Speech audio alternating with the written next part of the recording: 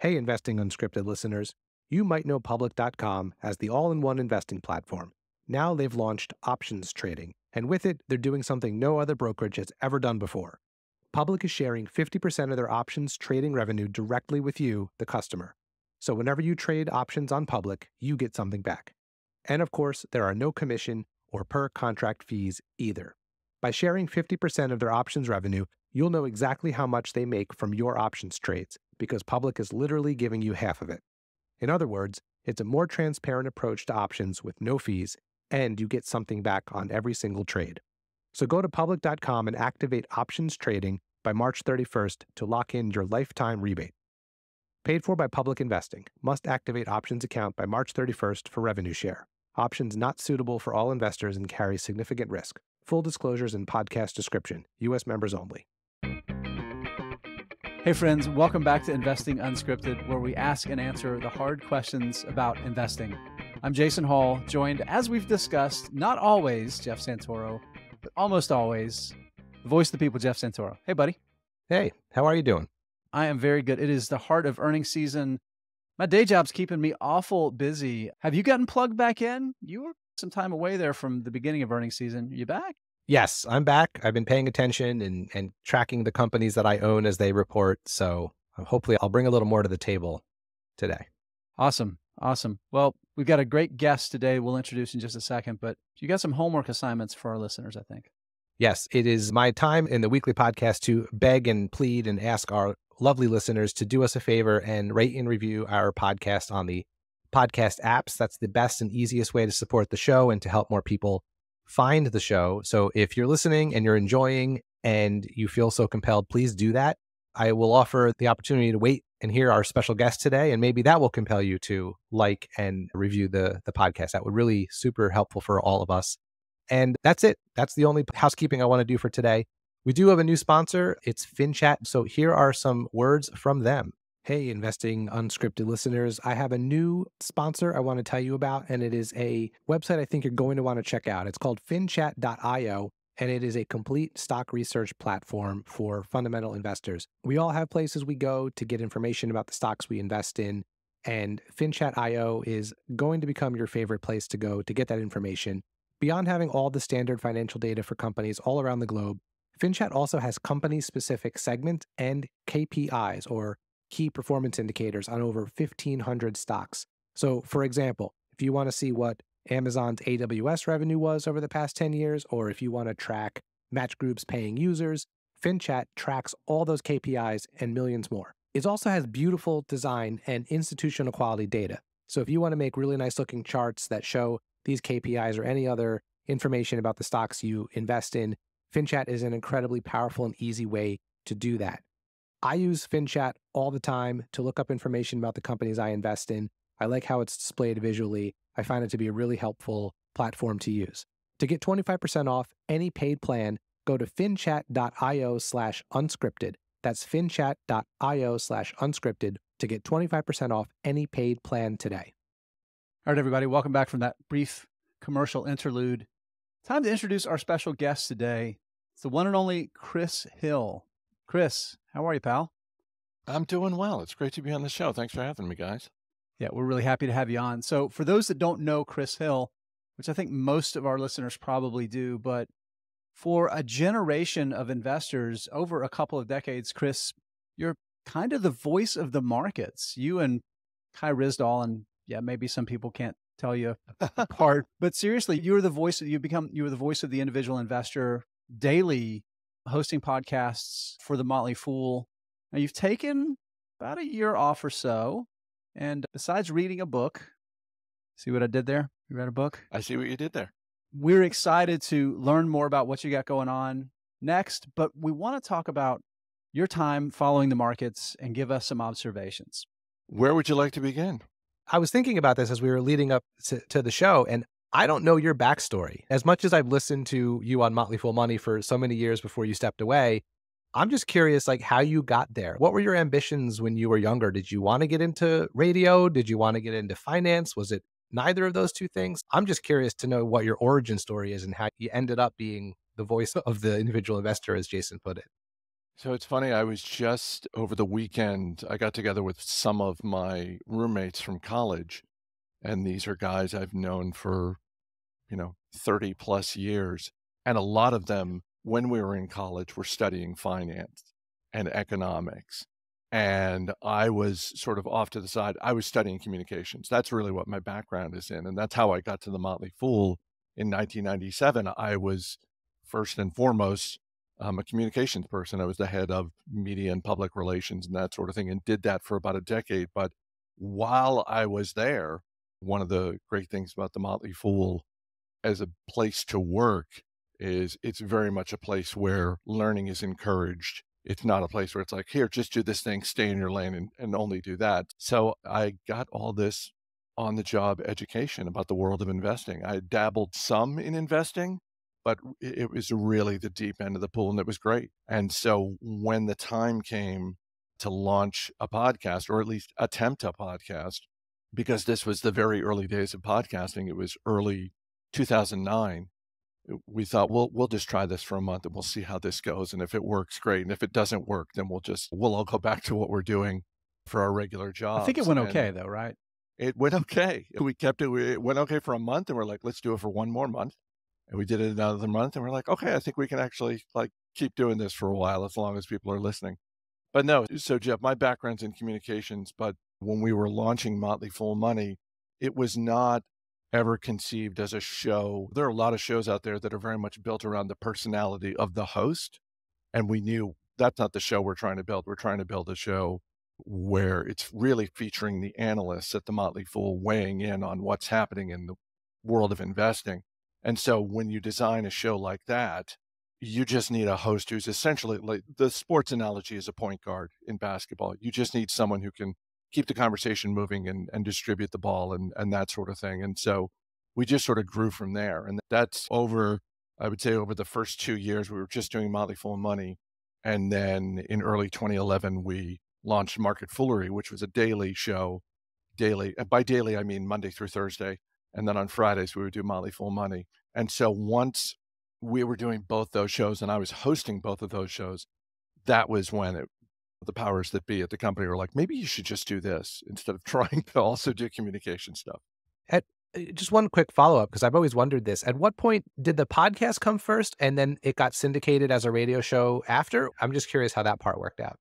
It started as a podcast. And in fact, it was born out of the beginnings of the Great Recession. It was late 2008. The Motley Fool had done a radio show in the past. It was starting in the late 90s on commercial radio. It was a weekly call-in show, live noon to 3 every Saturday. It was David and Tom Gardner hosting that show.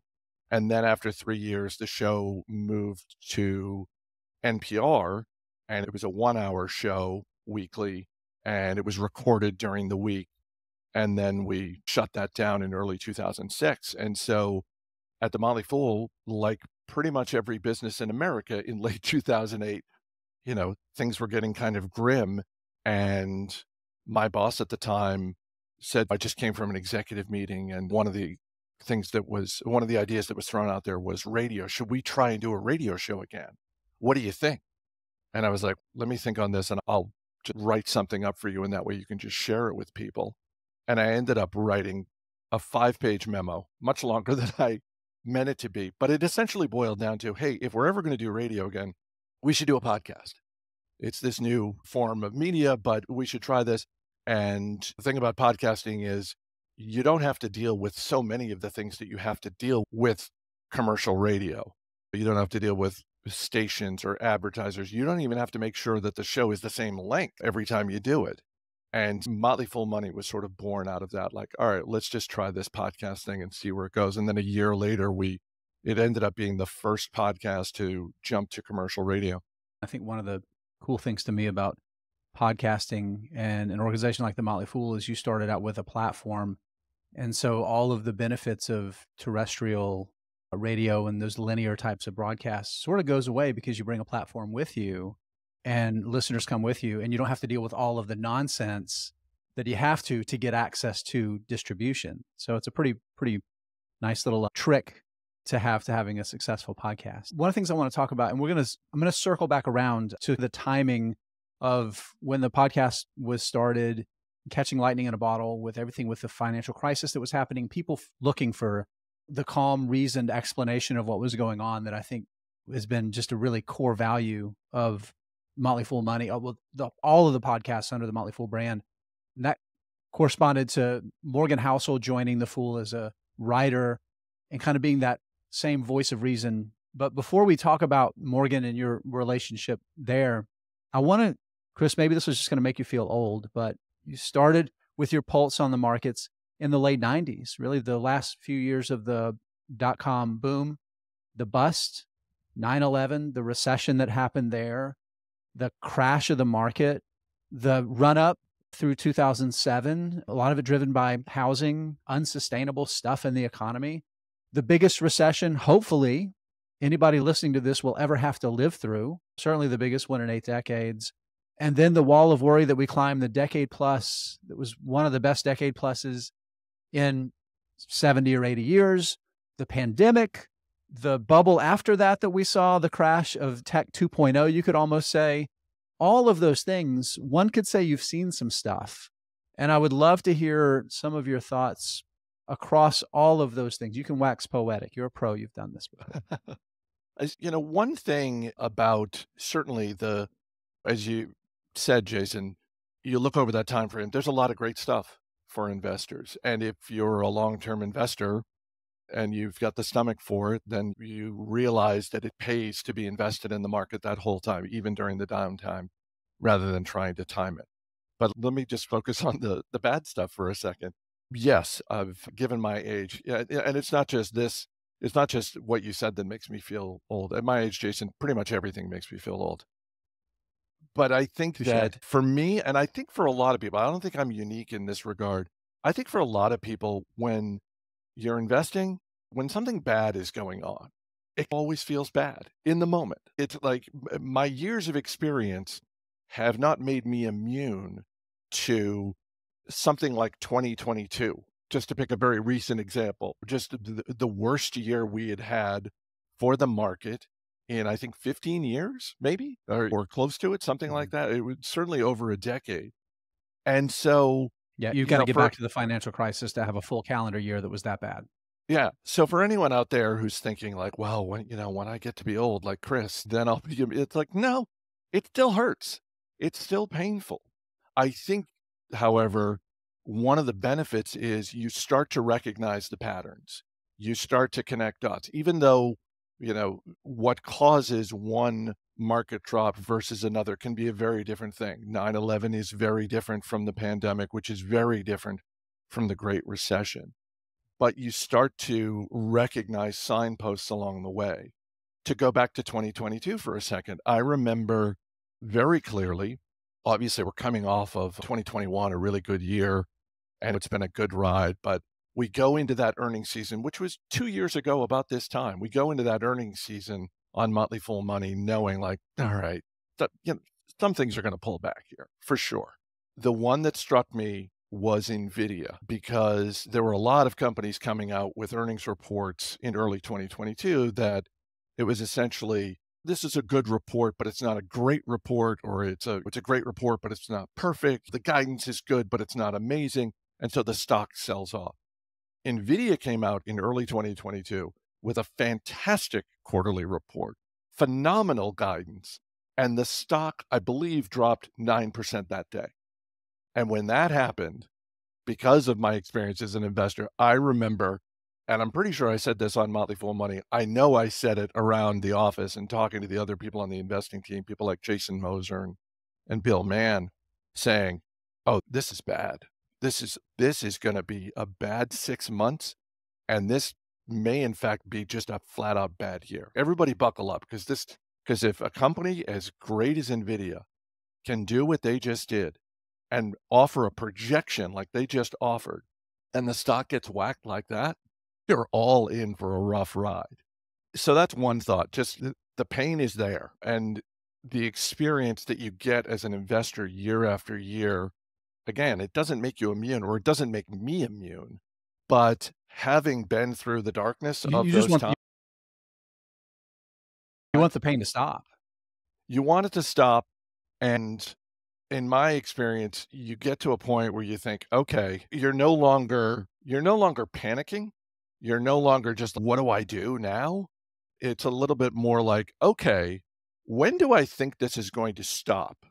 And what am I going to do differently? I think your ability to think more clearly, that does improve with age, because in the fall of 2008, that was a really tough time to think clearly, just because it was, wait, is our entire economy going to crash? It wasn't just, hey, these stocks are overvalued, and so we're going to sell off these tech stocks in the second half of 2000 and all through 2001. It wasn't that. As you guys know, it was, wow, our economy might crash completely. So that's the bad stuff. The good stuff wipes away so much of the bad stuff. It's why you have a diversified portfolio, because you can look at the losers in your portfolio and think, I'm not happy they're there, but I've got enough stocks that over time make these less and less relevant to me as an investor. When I think back on, you mentioned, Jason, really some of the most noteworthy events in investing this century. Let me throw out two more that you didn't mention. One was the quote unquote flash crash of 2010, and the other was the Greek debt crisis. I don't know if you guys remember, but there was about a 3-month stretch there in the early 2010s where all we did in the financial the PIGS, media, that was the buzzword, and was obsessed. are they going to survive? Are they going to stay in the EU? All of those things. It was brutal. And I look back on both of those and I think, boy, that really turned out to be a whole lot of nothing, didn't it?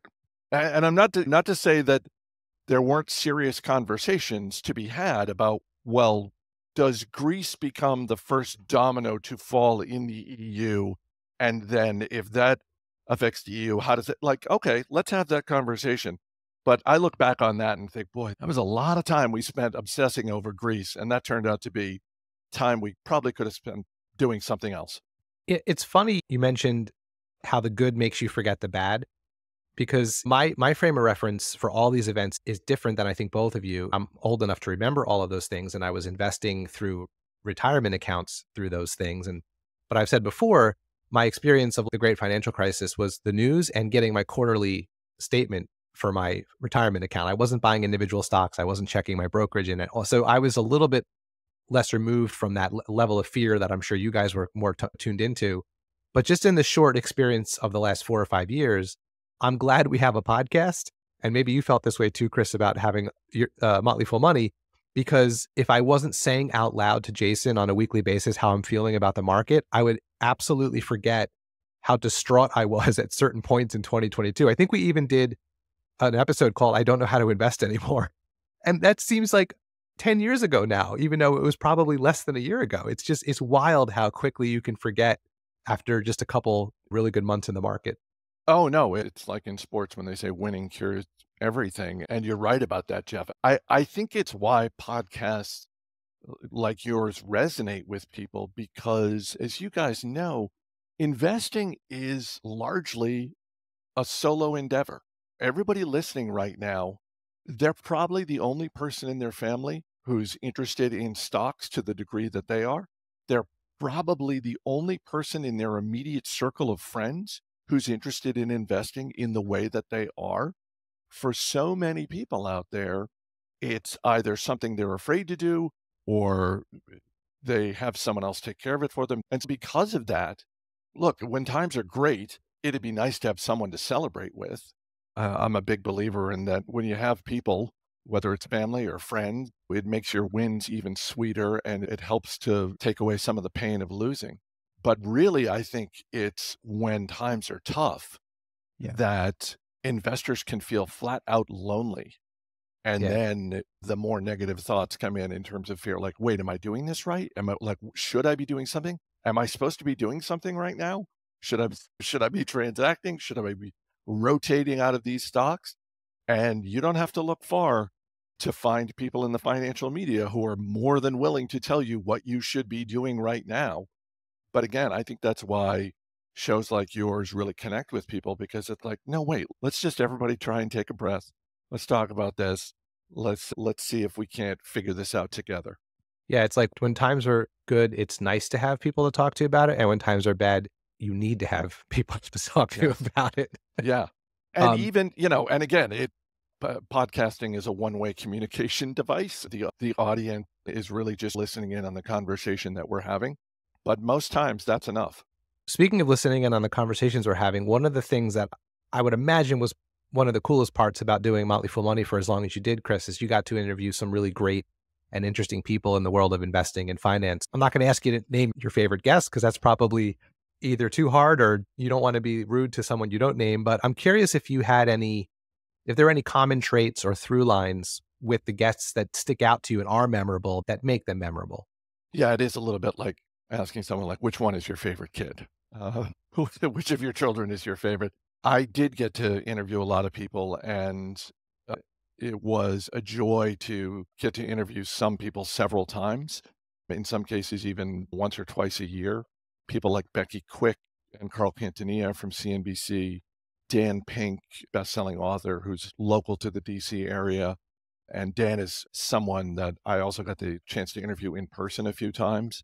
Just a fantastic thinker and person. Michael Lewis as well, Charles Duhigg. And these are all, everybody I named is smart. They are curious. They are people who ask questions either for a living on a daily basis, in the case of the CNBC hosts, or just in their general line of work. And they are trying to make sense of the world or some part of the world. And those people are always great to talk to because there's an element to interviewing that just comes down to math. How long am I interviewing this person for? Okay, therefore, how many questions do I need to prepare? That sort of thing. And for me, a really fun interview for me personally, but also good for the audience to listen to is one that's like a great tennis match. There's just a lot of back and forth. You can go in different directions, and you know that this person is smart, and anything I ask them, they're going to have an answer for. There's not going to be an out of the blue sort of, there was never any sort of like, well, you can't ask this. It's not like Hollywood where it's like, all right, you can interview this person, but you can't ask about these 5 topics. It's like, what? New people were always interesting just because it's someone new. Let's see how this goes. But anytime I knew I was going to be talking to someone like Becky or Carl or Michael Lewis or Dan, that was just, that wasn't work. That was fun. More than a couple interviews that we've been able to do over the past year and a half, it is interesting to get to know people. And the ones that are the most fun, at least for us, I think, are the ones that are back and forth and just casual conversations, less than it feels like that more than like an interview in the ask question, get an answer kind of sense. I'm curious if there's anyone you wish you could have interviewed or tried to get an interview with, but just never could. Okay, so one that comes to mind is, I think this was 2015 when the movie The Big Short came out. We tried to get Adam McKay, the director of The Big Short. For those unfamiliar, although I'm sure most people listening are familiar, The Big Short, the best-selling book by Michael Lewis, which is an amazing book, and then turned into this, Oscar-nominated movie. And I remember when and I'm a big fan of movies, and I remember when Adam McKay was named. They're making The Big Short into a movie, and Adam McKay is going to direct it. And for context, at that point, Adam McKay was best known for directing things like Anchorman and Talladega Nights, like these, broad, successful comedies. I'm like, wait, I've What the read The hell Big is that Short. guy doing making Right. that book into that movie? Right. And then I interviewed a couple times a year, I would interview Nell Minow, who's an expert in corporate governance and also a film critic. And I remember asking her, I think I had interviewed her shortly after that news was public, that Adam McKay was going to direct it. So this is before 2015. And I said, what do you think of this? Is this surprising? And she pointed out something that I had forgotten, which is he had directed this cop movie called The Other Guys with Will Ferrell and Mark Wahlberg, action comedy. And she pointed out that, Adam McKay directed that movie and wrote it. And the closing credits, she's like, do you remember the closing credits of that movie? And I was like, oh my God, that's right. The closing credits of this action comedy, The Other Guys, in addition to like, here's who played who in the movie, Adam McKay and his team decided, well, he was clearly angry about the financial crisis. And so the closing credits of that movie are all these infographics explaining what a Ponzi scheme is and how what Bernie Madoff did is so much worse than what Charles Ponzi, the creator of the Ponzi scheme, did, just sort of all this stuff. And so by the time the movie came out, I was just so fired up. I was like, okay, I think this movie's going to be good. We tried really hard to get Adam McKay, and they were like, no, not a chance. But that was one where I just thought, like, oh, that'd be really fun. That would have been cool. He clearly has a lot to say. And this is even before the movie had come out. But it just kind of looked like you could just tell from the preview of the movie, like, oh, this looks like it's going to be really, really good. And, it's a movie I watch at least once a year. So, yeah, if Adam McKay is out there listening, I would love to interview him. I'll create a podcast just so I can interview Adam McKay. I'm pretty sure he's a listener. He's a listener, I'm pretty sure. Sure, I'm sure. But if he's not, I lived in Southern California for 15 years, and now I live in Massachusetts. He's from Massachusetts, I believe. I know he's from the Northeast, and he's still making movies. So I lived in close to Hollywood, so I can make this happen, Chris. All right, perfect. I knew you were the man, Jason. Yeah, I'm here for you, buddy. Let's circle back around, Chris. I teased it a little bit before with Morgan Housel. Again, anybody listening to this, I'm sure, knows Morgan, whether you know Morgan from The Psychology of Money, best-selling book, and more recently, I believe it's also been a bestseller already, and that's the wonderful collection of these little short snippet stories, Same as Ever. Of course, Chris, you did the audiobook for both of those.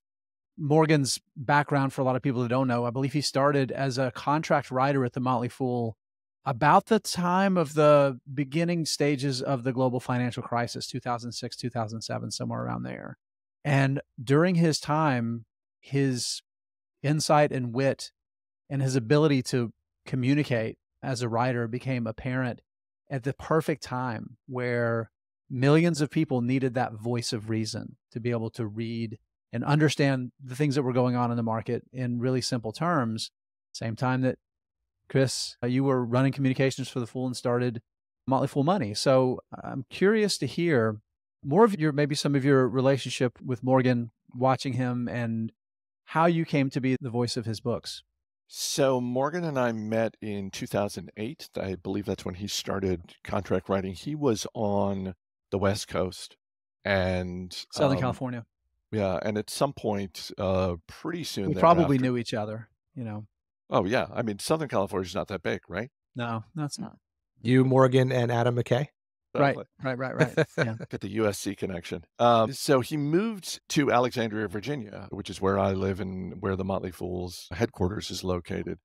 I would see him in the office. We would, get coffee every once in a while, that sort of thing. And then I got to know him from him coming on the podcast, sometimes at events for Motley Fool members. We would be at events together. And over time, as you indicated, Jason, it was clear he's a very different kind of writer, and he's writing about things that are in some ways universal.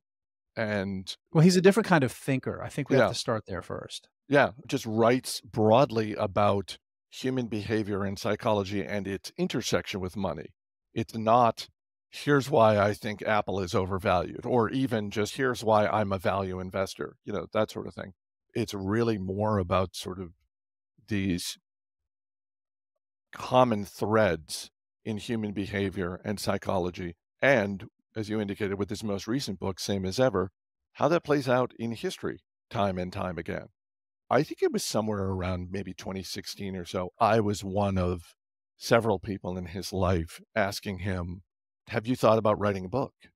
And then eventually it got to, okay, when are you going to write a book? Which, by the way, is easy for me to say. I'm not the one writing the book, but I'm happy to, buttonhole people I know who I think are really good writers and just be like, I think you should undertake this very difficult. I think you should jump into I will watch.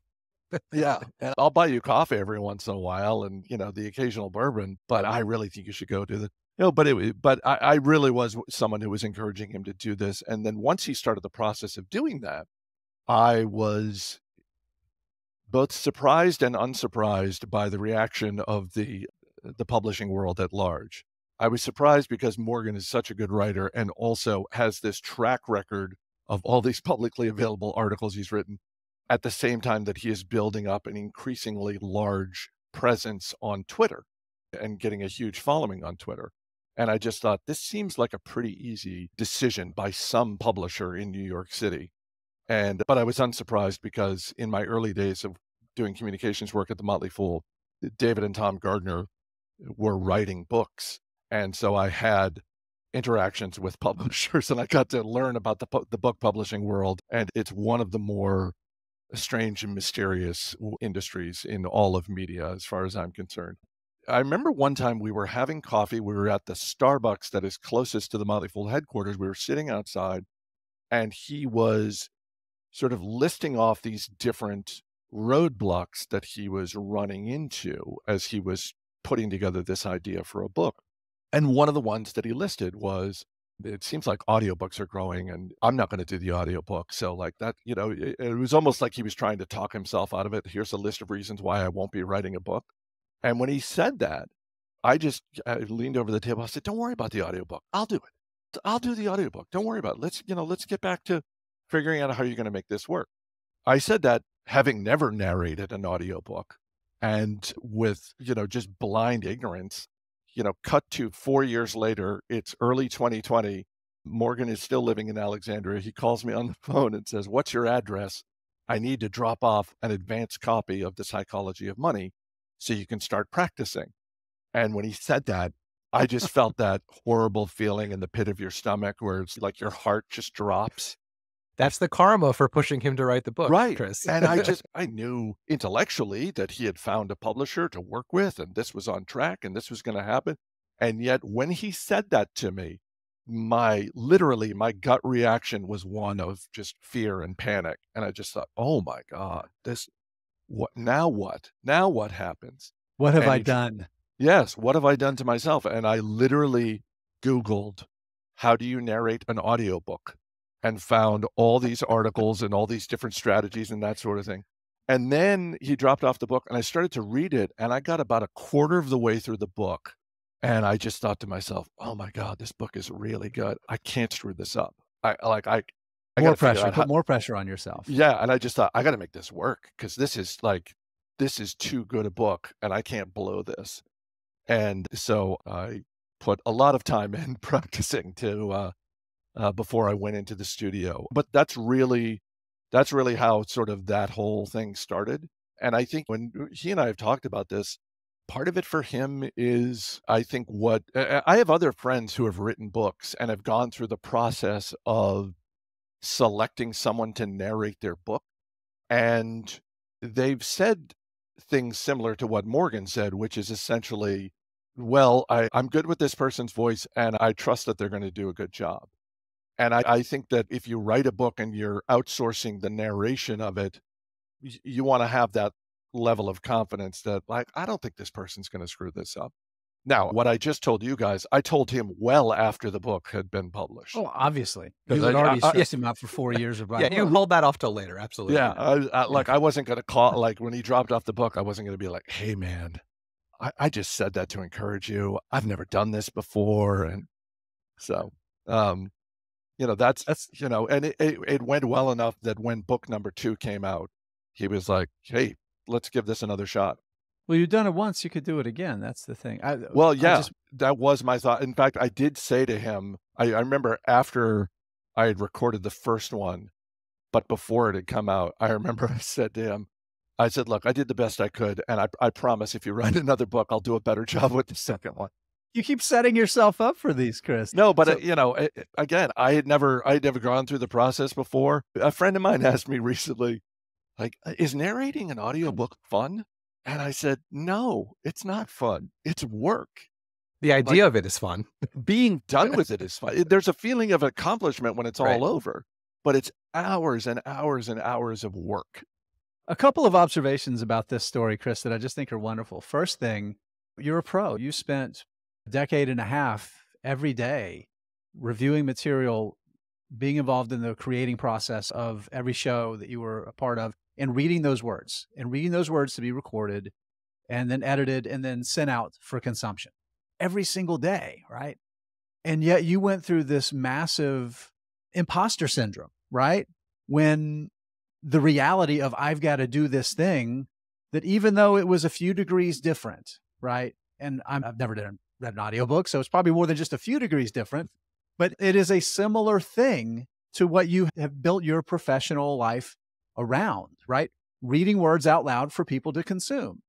And then you went through that. And now this is the part where I get to project a little bit, where the second book, you probably went into it so damn overconfident, you screwed up a few things. And like you had to go, it's like, you know what? I got to back this up. Come on, Hill. Let's get this together and let's do this right. So the second one, the first time I didn't know what I didn't know. And the second time around, I thought, okay, I know what I need to do here. The time frame was a little bit more compressed for the second one. So therein lay the challenge, and also the pronunciation of names. For any aspiring audiobook narrators out there, I will just say that YouTube is an invaluable resource when it comes to trying to figure out how names should be pronounced. That's my personal fear in life, is mispronouncing someone's name. So I would have so much anxiety about that if I were reading a book. Chris, I believe you stepped away from Motley Fool Money almost a year ago, like last spring, if I'm remembering correctly. End of May of last year. End of May? Okay. So not quite a year. But I remember hearing you say on the podcast many times, usually around holidays and maybe time when you had taken off, that you can go on vacation, but you're unable to turn off your investor brain. So I'm imagining you've been paying close attention to the market over the past several months, that you've not been on the air on a daily basis and noticing things and seeing what's going on. So we talked about your reflections on the past, but I'm curious, in this time you haven't had a chance to get your thoughts out every single day, what have you seen? What have you noticed? Where do you think the market is now? And has it been hard? Has it been difficult to have ideas and thoughts and opinions and not have a place to go say them out loud?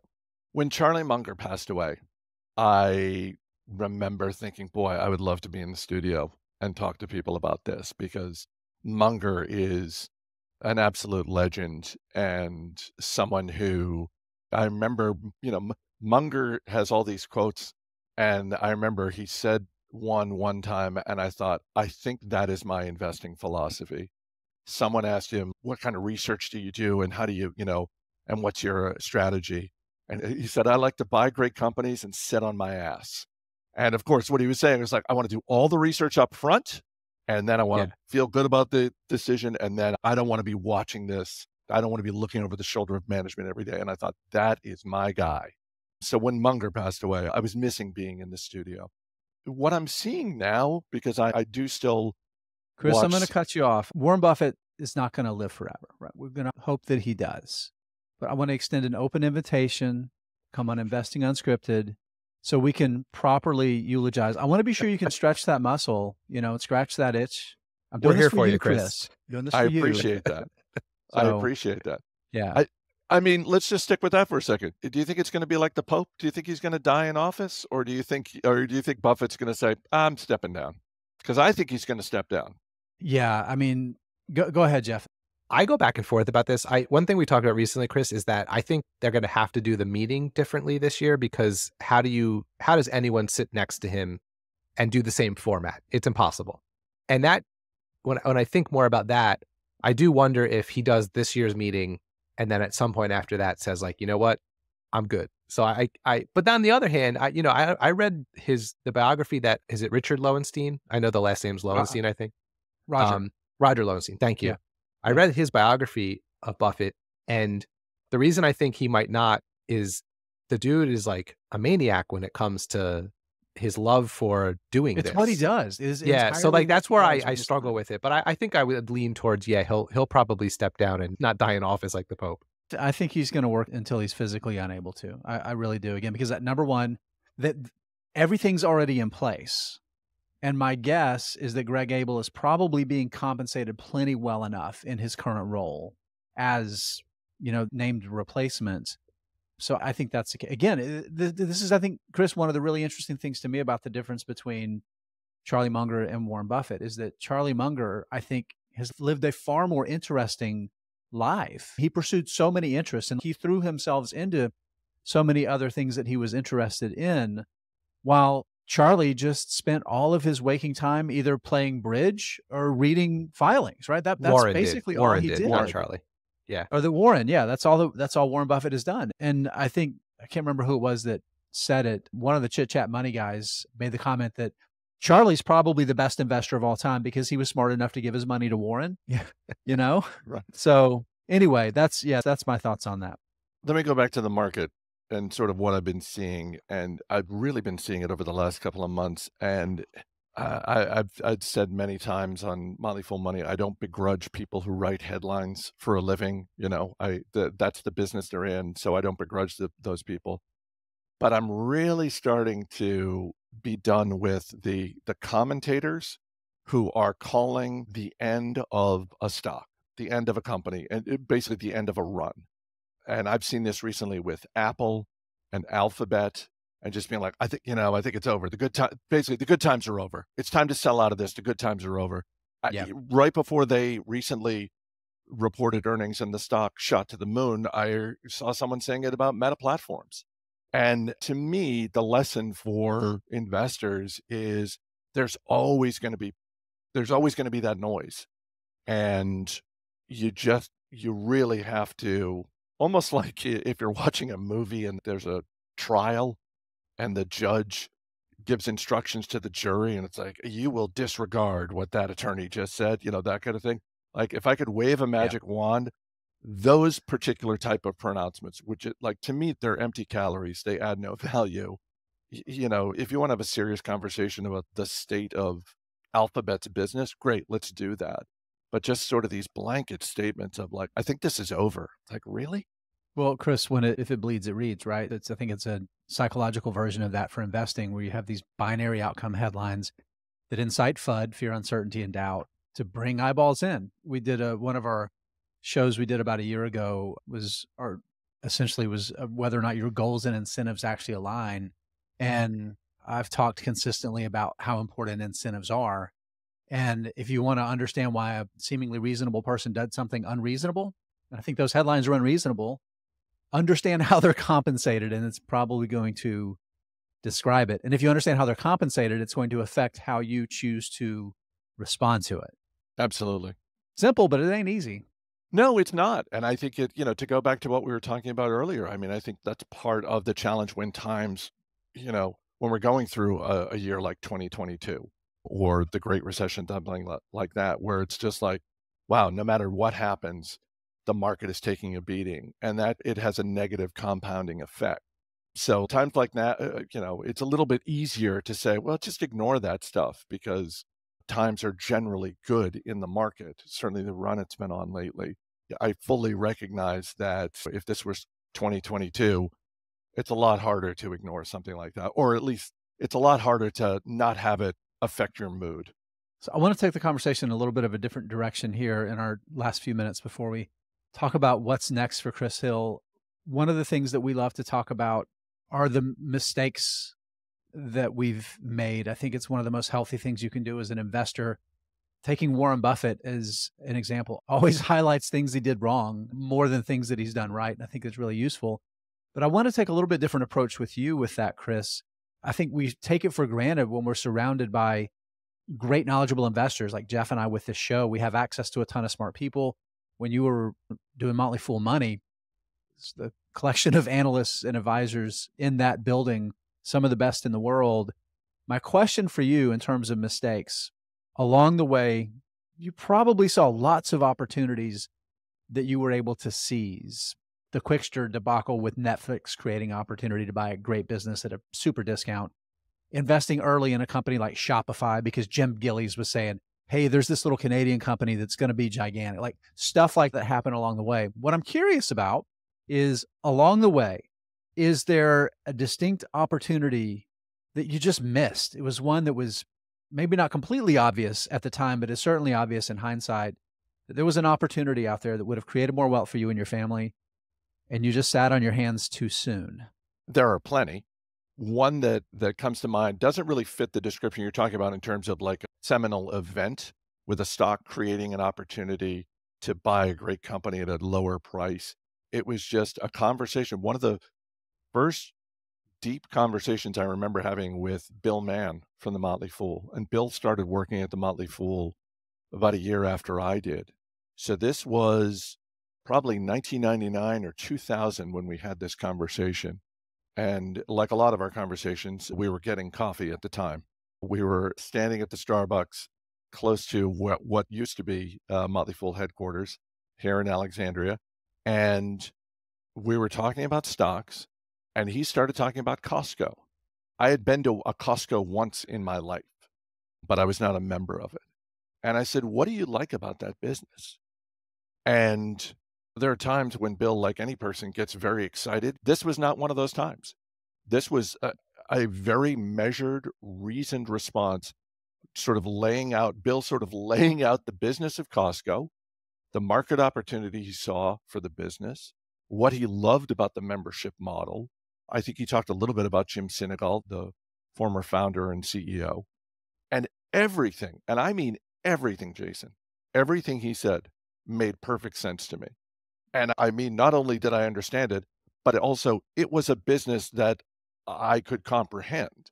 There are plenty of businesses and industries out there I don't invest in because if I don't understand a business, and experience tells me this, if I own shares of a company and I don't know really what they do, I will lose sleep. Whether the stock is going up or down, I will lose sleep.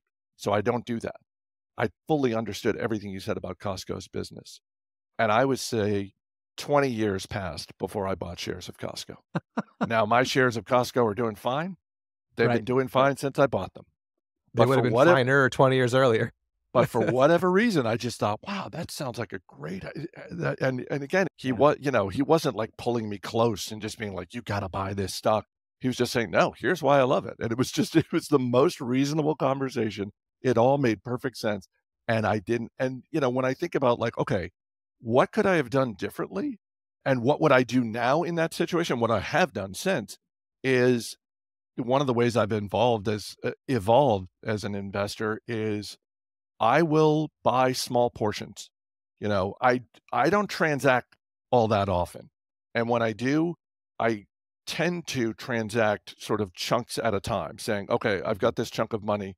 These are the 4 stocks I'm going to buy. I'm going to buy equal, 25%. I'm going to divide my money that way evenly among the 4 stocks. If we were having that conversation today, I would take just a little bit of money and just buy a few shares, just to get my foot in the door. And I've done that since then with a couple of businesses here and there. But that is in terms of like, what's the hot stock tip that I could have bought in 20 years before I did, is Costco. So, Chris, we've had Bill Mann on the show. I'll put the link in the transcript.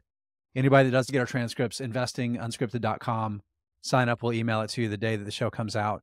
It was episode 70 called Bill Mann, International Man of Weirdness.